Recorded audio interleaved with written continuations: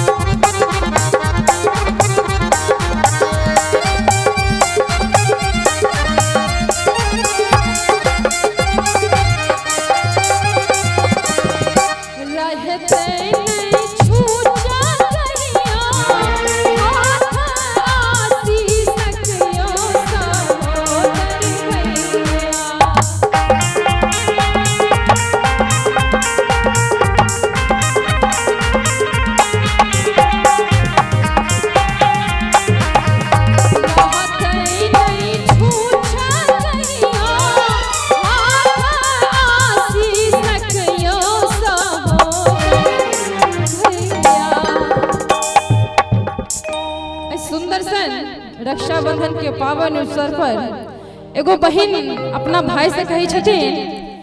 कि रहतई ने छूछा कहियो हाथ आशीषकियो सा हो दर भैया कि पूजा सजे रात के पार यौसा हो दर भैया पूजा सजे रात के पार यौसा हो दर भैया आहान बिसरब कहियो रात के त्योहार यौसा हो दर भैया आहान बिसरब कहियो रात के त्योहार यौसा हो दर भैया कतरा अब अहिना अपन दुलार यौसा हो दर भैया कतरा अब अहिना अपन दुलार यौसा हो दर भैया कतरा अब अहिना अपन दुलार यौसा हो दर भैया कतरा अब अहिना अपन दुलार यौसा हो दर